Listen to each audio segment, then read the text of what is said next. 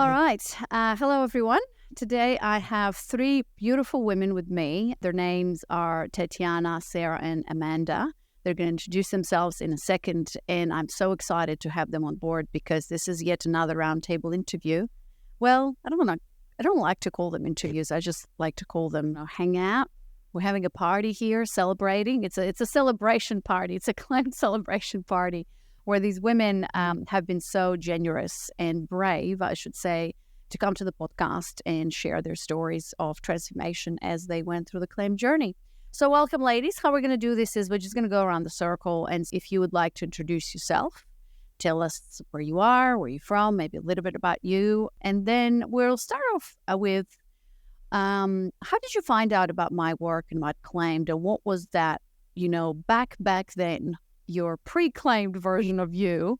What was that situation? What was the struggle, I suppose, that challenge that you were experiencing, obviously, in your dynamics with men and with yourself? And Amanda, would you like to go first? Absolutely. Thank you.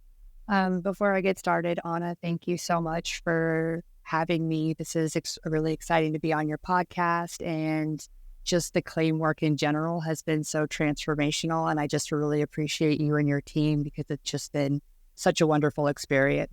So my name is Amanda. I'm from San Jose, California. I'm a teacher, and I found claim. Well, actually, I believe claim found me. I kind of stumbled upon it on Instagram, and I recently went through a breakup with somebody. And when I was going through the IG feed, it came up, what were the 10 signs of being masculine in your relationship? And I was all 10. And so once I figured that out, I was like, okay, what is this? Who's Anna? What is this claim program about? And I actually was able to join one of the recordings of a seminar to learn more about her program.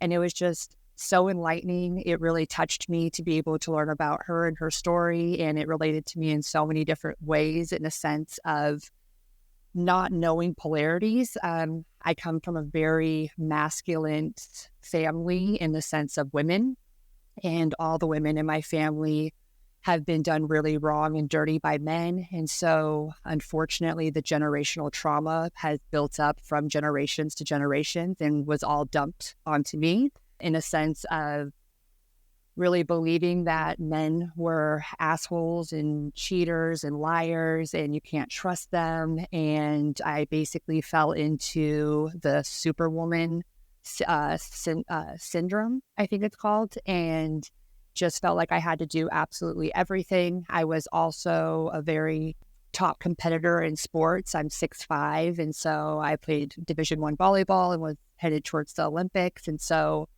I was just hyper competitive, giving, and so that's how I ended up finding claim. And once I joined claimed, it was unbelievable. Just everything that I've learned. I went from being very masculine in how I dressed and how I looked and how I approached things to really toning all that down and being more in my feminine of dressing and my nails and my makeup and my hair.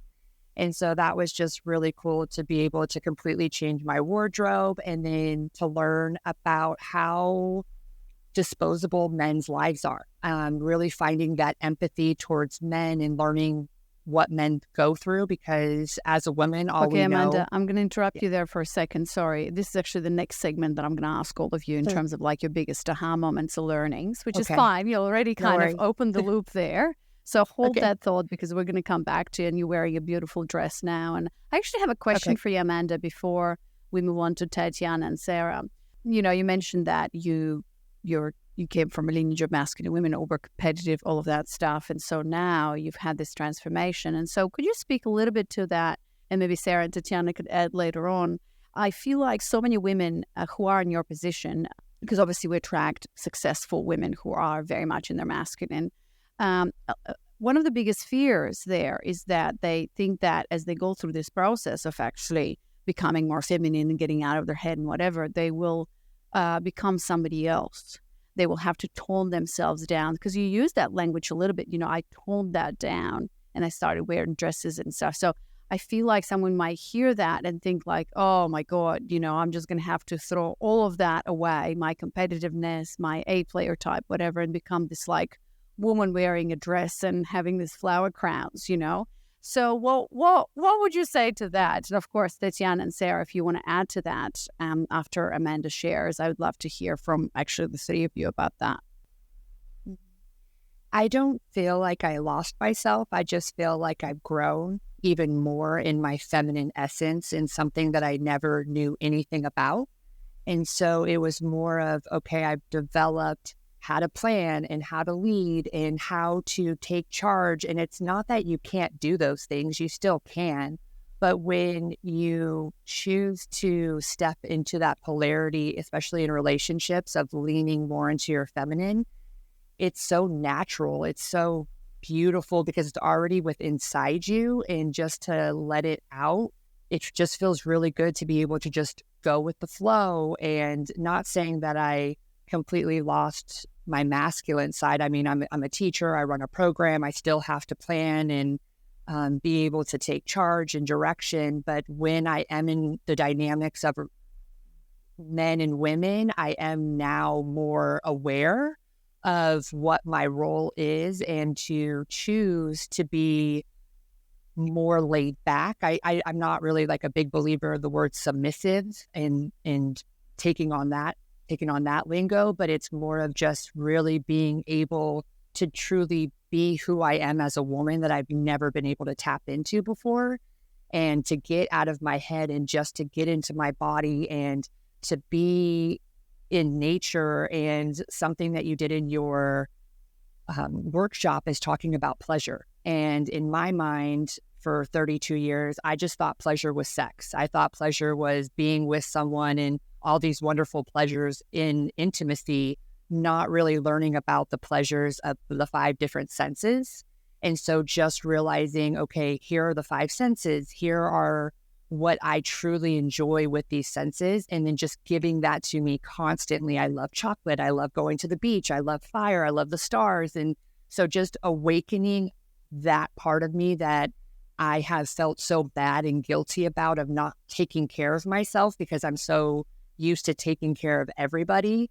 Now I'm truly putting myself first, and I'm taking care of me, and I'm seeing myself as the prize, and I'm dating myself and loving myself like I've never have done before, and making myself feel safe and comfortable. And honestly, Anna, it's about making myself healthy. I come from a very unhealthy, toxic dynamic with my family, and now just making myself healthy is now going to be able to make sure I'm surrounding myself with these type of people that are going to make sure that they care about me, they love me, they're going to protect me just as much as I'm doing that myself, because I've been in a dynamic that has been very unhealthy and abusive for a very long time. And it's weird, it's uncomfortable. This is not my normal. So my dynamic is stress and fighting and chaos and blow-ups, and that's what I've been in. And now that I'm setting boundaries, and before people would cross my boundaries and I'd be like, oh, like they're crossing my boundaries, how could they? Where now I'm like, no, I set up this boundary. Now I'm going to keep this boundary. I'm going to protect myself, and I'm not going to put myself in these situations as I did before, because now it's my choice. And that radical responsibility is yes, so I was just going to say radical responsibility, what we talk about in the program a lot. So Amanda, again, you're talking about your transformation. Just hold that thought. Sorry. We're going to come back to you in a moment. Okay. I know you have so much to share, which I'd love to hear, but just give us a second. So let's move on actually to Tatiana. So Tatiana, I know you're in sales, and please introduce yourself. Tell us who you are. And before you share where you have been before Claimed, if you want to add anything to what Amanda was sharing about, toning down who you are, because I know you're in sales, and sales is like one of those hyper masculine uber. I'm pretty sure you're surrounded by men all day long at your work. So yeah, I would be curious to hear your perspective there. Yeah, absolutely. I mean, everything that Amanda had said hits spot on with everything that I also believe and learn and discover through this journey. So to add on to what she was saying, yes, you're absolutely right. Being in sales is extremely difficult. It's a constant hustle, and it feels a lot of times that I am a man, and maybe it would have been easier if I was a man sometimes, and not even in that gender role, but more in that energy level that you constantly have to be on that hunt and hustling and doing a lot of fast-paced work. But to my surprise, and not something that I was completely unaware of, but it was just a great reinforcement that I became a little bit more successful when I took a step back. So for like the great example of it is if something doesn't go as I planned it to go right away, right that moment, instead of fighting it tooth and nail, I just let it go and let it figure itself out. I put some space in between it. And I understand, this Claim podcast and your program is mainly focused, on attracting that masculine man. My job has been that masculine man that I had to learn that a relationship with. And it was the best, it's the best in the way practice to lean back, to let some of the things, figure themselves out. But yeah, so let me, I guess, jump in and just introduce myself. That I know I just went in with this entire dialogue over here, or monologue. So my name is Tatiana. I go by Tanya, but Tatiana is my full name. I'm actually Anna, your neighbor. I'm from Ukraine, born and raised. So I know exactly where you're from. I moved here about 15 years ago. And yes, I do work in sales, but in my life, I am divorced and I do have a 9-year-old daughter. And my story before Claimed was that I got divorced. And it wasn't pretty. And I felt like my entire world had shattered. And I was very lost and confused, mainly because the way that we grew up in my family back home, the role of a woman was basically carrying everything on your shoulders, while the role of the man is solely to provide. So go to work and provide. So a conversation about I feel this way or I need, those are my needs and things like that were not always on a table because we were raised and conditioned to basically do everything on our own and still remain feminine and friendly and cuddly and nice and bubbly. That can be very challenging when you cannot express how you truly feel. So I was very, very conflicted through my divorce. A lot of it, I blamed myself for it, but I couldn't figure out what I did wrong. So Claimed actually found me also, just like it found Amanda. When you start asking questions and start throwing it out in the universe, miraculously, information just started appearing in front of your eyes. And for a longest time, I was just listening to all the podcast episodes. And then finally, I think it's going to be, I want to say 2 years ago in November, something like that, or last year. I can't remember. I decided that for my birthday, I'm going to give a gift to myself and I'm actually going to fully dive in and jump in and I'm going to join the program because there was a lot of understanding on my side what polarity is, what femininity is, what the role of the feminine is, what the role of the masculine is. But I just did not know how to puzzle it all together to put myself back. I was like a walking puzzle piece that was just surviving, doing stuff just like a hamster in a hamster wheel, trying to make it through another day. And I'd always had faith that everything's going to work out. I never once doubted it. I was just lost, and Claimed was what helped me put all these puzzle pieces together. And there are small pieces that are still missing that I still am trying to find, just those little ones. But the core is there. And for that, Anna, I am very grateful. Thanks so much for sharing, Tatiana. And Tanya, I should call you. We should just start speaking Russian and then let the audience guess whatever the hell we're talking about. I just wanted to comment before we move on to the beautiful Sarah. I found it so interesting because, in the way that I teach and in my body of work and in my program, I kind of blended this, East, not necessarily Eastern, but I even say Eastern European. There's a very specific way that gender roles play in Eastern Europe based on this background of Soviet Union and all of that, right? So I've blended that together with the Western idea of gender dynamics, and they're different, right? And so the polarities there. I mean, actually, the gender roles there are very, very defined. In Eastern Europe, it's actually very defined, as you said. The woman's taking care of the house. In fact, she's taking care of everything pretty much, and the man is just going and providing. This is it. While in the U.S., it's a little bit different, and so I always find it so interesting that all women, because we have women of all different backgrounds, ethnicities, colors and things like that, they come in and they go through this universal journey of like coming home to yourself as a feminine essence woman, no matter where you're from. And then, as you said, the puzzle pieces are coming together because it's not about here's how femininity looks like for me, Anna Rova, and therefore you should adopt that into your life. But you're literally coming with your own background, with your own story, and then adopting, as you said, there's a puzzle for you here to figure out.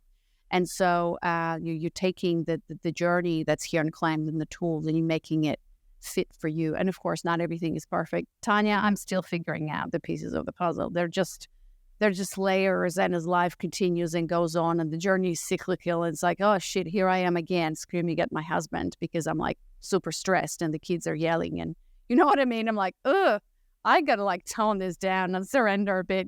I go through that as well. So it's not like you've achieved this like pinnacle of feminine essence and you're gonna stay there forever, because the world demands us to, behave a certain way and show up a certain way as women, and we will make, I don't think they're mistakes, they're just lessons to learn. So thanks for bringing that up. And I'm curious to hear your story, Tanya, about how those pieces came together. And so we come to Sarah. Sarah, I think you are kind of a newer addition to the program. I think Tatiana has been here almost 2 years. Amanda, I think maybe a year and a half, maybe longer. And I think, Sarah, you've joined in the last 6 months. Is that right? So introduce yourself and tell us, what was your situation before you joined Claimed?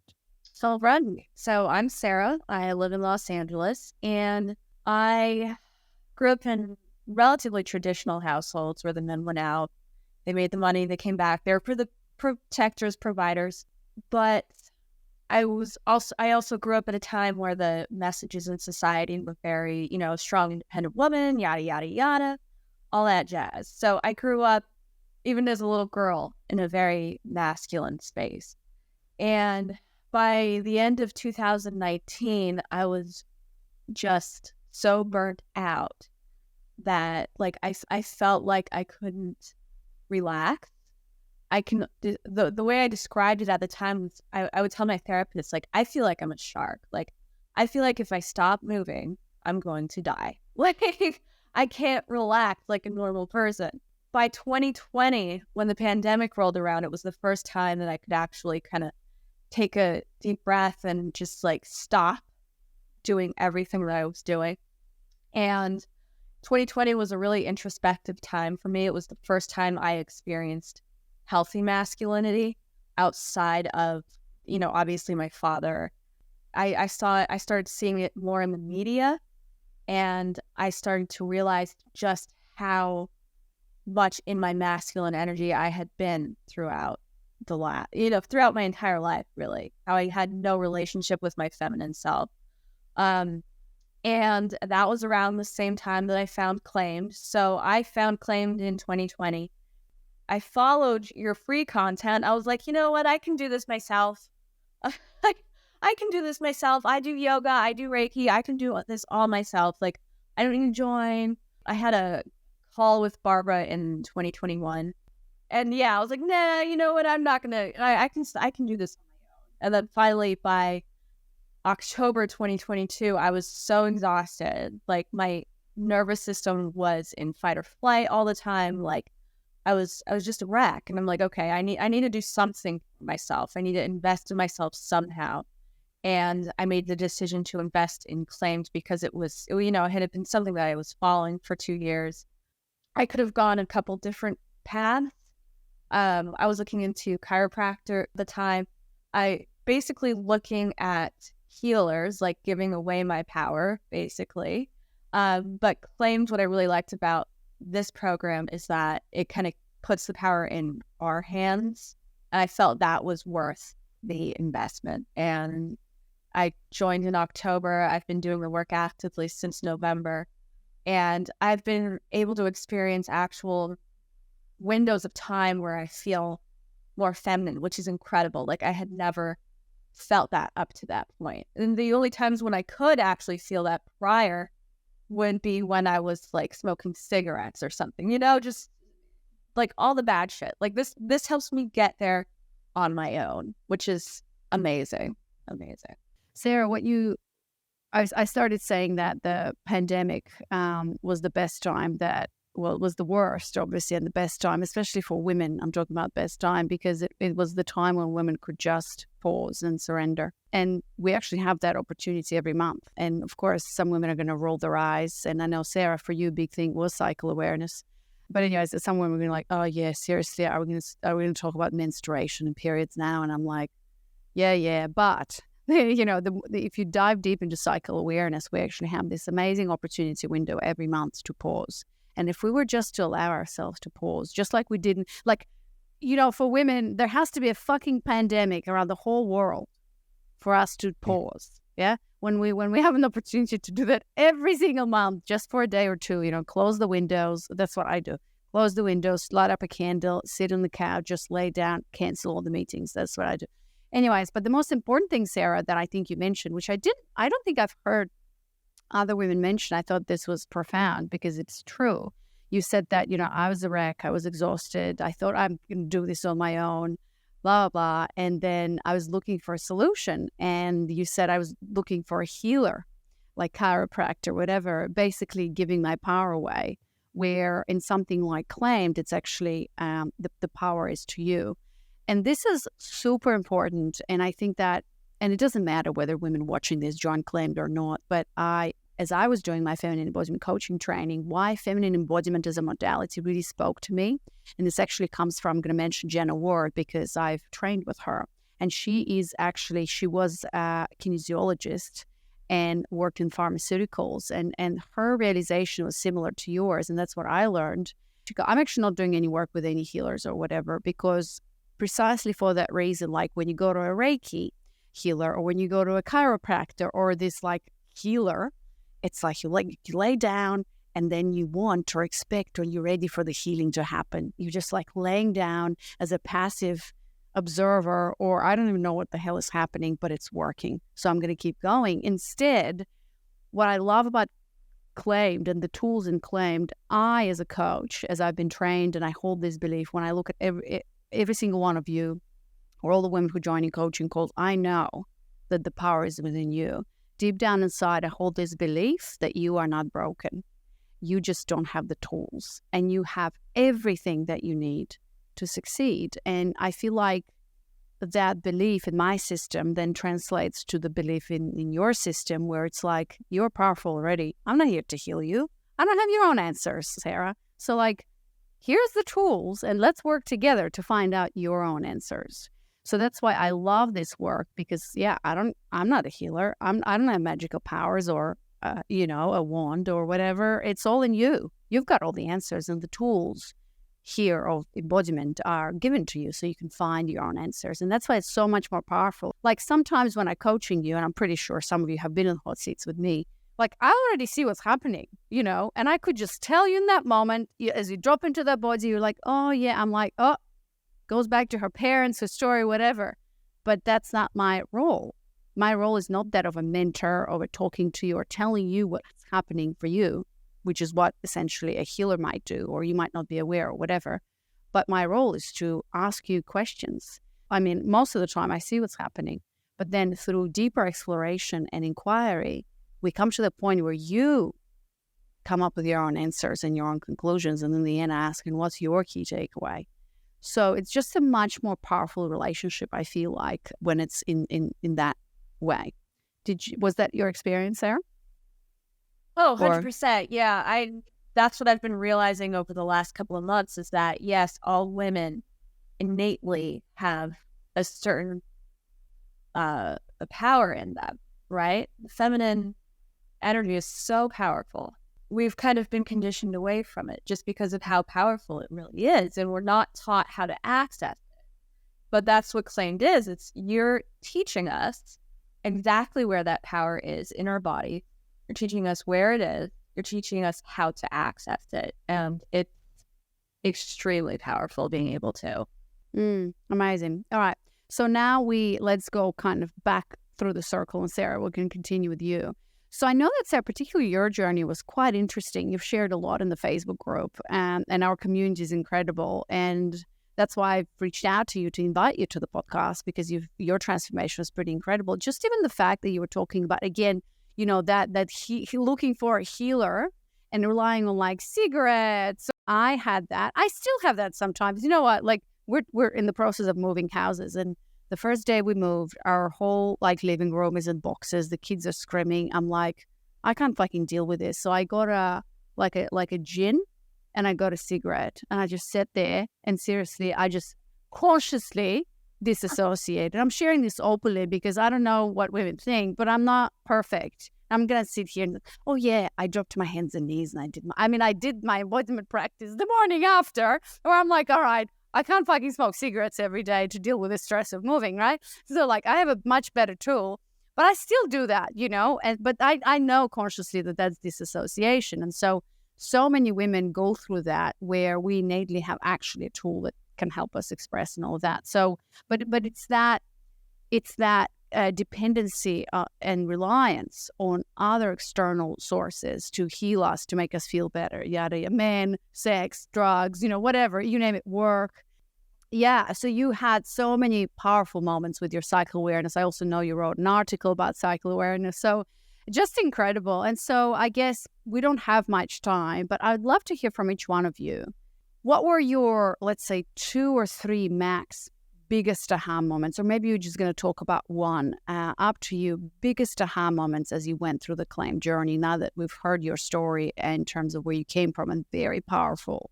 Like Amanda talked about, healing generational trauma, which for so many women is the case. Tatiana, for you, it was like in this, very kind of gender stereotypical roles, but just carrying on, not being able to set your own boundaries, speak your needs, stuff like that. And for you, Sarah, being just utterly exhausted in a wreck and being burnt out. So let's talk about aha moments now. So Sarah, what were your aha moments?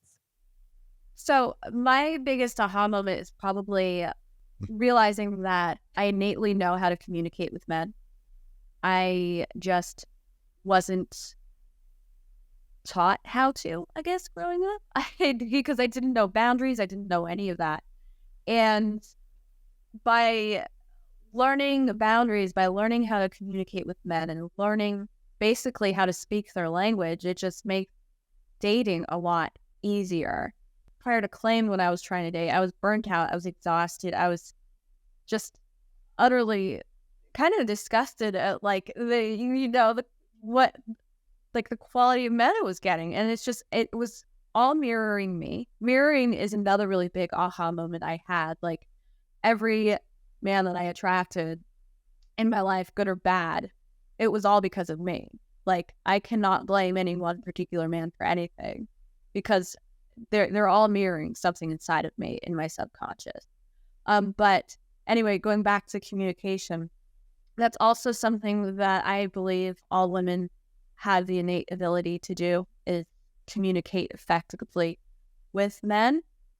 And again, it just goes back to being able to learn how to. And that's another benefit of this program, is it's really very simple to do, but we've just forgotten how to. We've been conditioned away from it because it is a very powerful thing to be able to do. And so, yeah, that's been my biggest aha moment. It's made dating a lot easier, a lot more fun. Okay, so let's talk about where you're at now, Sarah. I know you've got like a funnel going.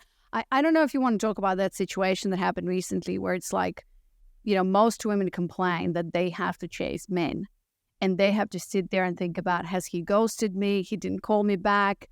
But like I don't know if you want to talk, if you don't want to talk about it, you don't have to. But I found it so profound where I've seen an example now of a woman for who men are chasing you and they're getting frustrated that you're not responding to them, thinking that perhaps they've been ghosted and stuff like that, which is like, oh my God, that's like the total reverse, right? So do you want to talk a little bit about where you at now with your dating and maybe tell us a story or something? Sure. So I funnel off and on. I basically listen to my body. I have windows where I'm much more open to it. I have windows where I'm more closed to it. It's all in terms of what I'm releasing spiritually at the time from my subconscious. But when I do funnel, I found that the men that I'm attracting love to plan stuff, which before these guys, they wouldn't plan anything. I would have to do all the work. And it's exhausting. But the guys I attract now, they get so excited to plan our date. They get so excited. It's amazing to see. Like, they want to take me to dinner. All men want to do is just make you happy. And it's incredible to see that, really, for the first time in my life. Of course, outside of my dad. But, it's in terms of dating and like men who are my peers, like, I've never experienced that up until now. So it's just been a profound shift in the men that I'm attracting. Yeah, just a wonderful experience overall. And they're getting upset that you're not replying to their messages.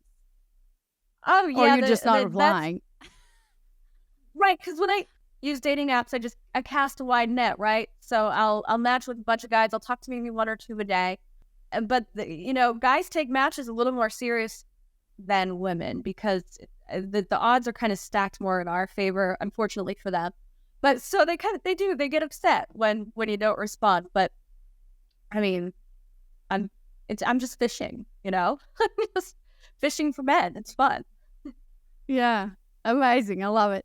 Thanks for sharing, Sarah. We're going to come back to you for one last time before we finish. Tatiana, where are you at now in terms of, what are your biggest aha moments, one or two? And then where are you at now in terms of your dynamics with men? I know you mentioned divorce, obviously, and that was really hard for you. So I'm just curious, what were your aha moments? Tell us about those one to two biggest aha moments that helped you piece the puzzle together. And where are you at now? So a couple of aha moments for me were that it's okay to feel and share about how you feel. And really funny story. Recently, I actually had to check my dad on it because I wasn't feeling well about a particular situation, and I shared this to my dad, and he proceeded to convince me that I shouldn't feel that way. And I just paused and stopped, and I said, Daddy, this is the time in my life when I'm learning how to truly talk and feel my feels. So let me have it. I understand there's always a logical explanation to everything. There's always somebody in the worse situation that I am. It is not a big deal. I understand. But that's how I feel. And I'm asking you to honor that for me. And he was like, okay. That was probably one of the biggest challenges for me because I was raised, everything is fine, everything is fine. And then it would snowball into this big disaster, and then I would lose my handle. And that would be not pretty for anybody. And then I would be exhausted for weeks trying to just recovering from this excessive negative energy that I just exploded in. So going through this clean journey, I had two biggest goals for myself was to fully tap into and do that excavation with my past and really learn my dad. So because he turns out to be a totally different persona than I viewed him growing up. Learn the men's journey, but on my side was to get out of my comfort zone and speak up when something is not sitting well with me, when something is not feeling well inside of my body, to open up about it, not to bottle it in, work it through and never address it, because it can go month, 3 months, 6 months, and eventually it will come out. yes, I can feel it through my body, but if it's not going to be addressed, because usually when something doesn't feel well within us, it's because the boundary was crossed. Something that didn't align with our values or with our boundaries. So if it is not going to be addressed, we might feel it, but it's going, in my opinion, will repeat itself, and eventually something will come out of it like a snowball and just gonna like explode everywhere. So those were two big aha moments for me, were to not be afraid to speak up when I'm feeling, after I work through my feelings, then speak up, not speak up and then go work through my feelings, like kind of like do it backwards. But also like my boundaries, I had, I'm still working on some of them, but I didn't have any boundaries. And that's one of those reasons why I was so conflicted during my divorce, because I was a great wife. My husband built his career. I supported him. I never complained about, stuff. All I wanted is his attention. And I would wait until I wouldn't express it properly. And then I would just explode. And then, well, I'm not just blaming myself. Like, this is not, the divorce didn't happen because I was exploding. There's way many layers to it, but I took that radical responsibility for that particular segment in my character that I knew that I need to work on. Like, the first time I had to express my feeling of something of discontent ended up in a boyfriend breaking up with me. And I was like, great, thank you so much. Because I was like, if I can't express to you how I feel, then there's no future here. And that was like my first serious boyfriend after my divorce. So men's journey, feelings, and just the boundaries and self-value. Those are the biggest aha moments for me. One thing I have to comment on, then I want to hear where you're at now. When you shared about when I expressed my feelings, we broke up. I mean, obviously there's layers to that situation too, but I just wanted to mention that, as Sarah was talking about learning how to communicate with men, what happens a lot is because we disregard our feelings and we kind of go, and this is logical or not, oh, he's like it, whatever, we might end up in relationships that are just not ours, right? So, or we're not supposed to be, or whatever, playing same patterns. But so in the dating process, when you practice boundaries in the dating process, when you learn how to communicate through your feelings, like what you said with your dad, I mean, men can't argue with your feelings. They might try and kind of like, oh, but that's not logical. You should feel this, blah, blah, blah, But I've had the same experience with my husband, right? Or with the world in general. Well, sure, but here's how I feel.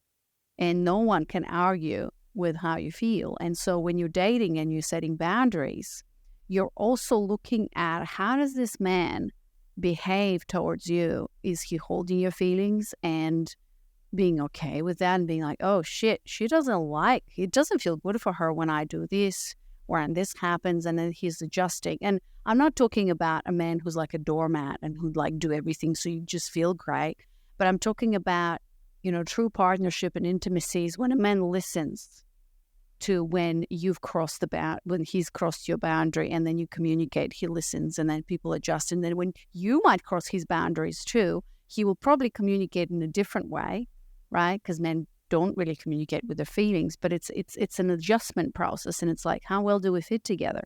And so it's super important for us to first of all feel, process our shit, and then communicate. And that will show you in the dating process whether this is the right man for you or not, because he's either going to respect your boundary and really, if he cares about you, he'll make sure we'll try, maybe not from the right top, but we'll try to not do that same thing again that really hurt you. And then that's how you end up or not end up with the right kind of man. So I'm curious with these aha moments, Tanya, where are you now? How is your, how are your dynamics with men now and with yourself? What's your current situation, so to say, after this process? So my current situation is that I'm single. I am not actively dating, and it's not because I chose not to. Is I realized that I need a little bit more work on those puzzle pieces. before I want to jump into it. And one of the goals that I also had, why one of the reasons why I didn't want to jump into funneling and dating is because I wanted to ensure that my relationship with my ex-husband, the father of my child, is amicable, that we are good, because we were not good. We did not have good communication. And that was one of the biggest processes for me to learn his journey, to actually forgive him fully and let him go fully, in the standpoint where he doesn't owe me anything. I don't owe him anything. I just want us to be there for each other, for our daughter. We don't have to have a relationship romantically, but we need to be respectful to each other, because we were not respectful to each other. There was a lot of anger. There was a lot of miscommunication. There was a lot of hidden, reading between the lines type of thing. And it came from both ways, from his and from mine. And he, in a way, is and continues to be at the moment a great teacher in these communicating with men, because it is a priority for me to have a great relationship with him for our daughter. And when I was able to feel through all the hurt, through all the pain, and then let go of he owes me mentality, of he hurt me, so he owes me, to work through all of this and kind of like release it from my body, I was able to see his side of the story and his attempts and how he was struggling with it. And actually, I think it was harder for him than it was for me. But again, I didn't see it back then. And I might have not seen it back then had I not learned how to properly feel all of these emotions and feelings and let my body talk, let my body do the decision making, let my body release the pain. Because I am a firm believer that we carry a lot of our aches in our body because of what's happening in our heads. And sometimes we just need to trust the process and let our bodies do the work and it give us the answers, because all the answers are within us. Nobody has answers for us. It's all within us. But to listen to ourselves from within, I mean, that's where I'm at now. I think that my relationship with my ex-husband has been the best that it's ever been. And I think we're going to continue to maintain a very good relationship for our daughter. And when I feel like I'm ready to jump into dating again, I will. I love that. And there's a place and time for all of that. So I commend you for that, Tanya, because that's a huge, huge step, I think. So congratulations with that. And now we're moving on to Amanda. We don't have a lot of time, unfortunately, and so we're going to finish off with Amanda, and because we had technical difficulties and all of that stuff. But Amanda, in a nutshell, and I know there's so much that you want to share. I mean, obviously, I could, specifically with each one of you, I think we could have talked for hours about your journey. And of course, the women who want to join the program will hear your stories there and could read everything. So Amanda, in a nutshell, what was your biggest aha moment? And then where are you at now? My biggest aha moment was discovering my self-limiting belief, and that was not being enough. I felt growing up that I had a lot of expectations on me that I had to prove to everybody, and just keep doing in order to receive love. And I couldn't just be who I was in order to receive that love. I had to continue proving that. And so being able to do my flows, sit in my shit, really be able to not go to my cast of thousands of people that I had, and just, like Tanya was saying, the answers were within my body, and really breaking down the layers with your exercises and going through that and discovering that was huge for me, because I am enough, and that's good enough for me. And so that's been really great for me. Where I'm at right now is I have completely dropped the checklist of men that I created for myself, and I'm just going based on how I feel with them and me sitting in my flow and feeling safe and protected and appreciated. Like, now that's what I want to feel when I'm with a man. I want to feel that sense of protection and safety and security, and want a man to appreciate me and cherish me and devour me, like you say. And so that's what I'm going off of now.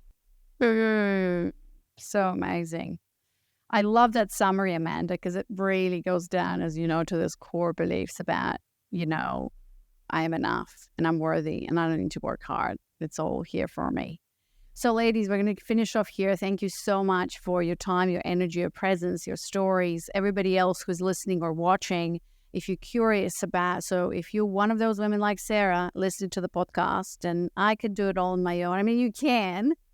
I've done it, but it took me freaking years. And so, but if you don't want to do this alone, you want to join an incredible community and have this path and a blueprint on the tools and the coaching, all the support, you can go directly to the application page to claimed.com/apply. There's going to be a quick application. The next step is to book your discovery call that is free.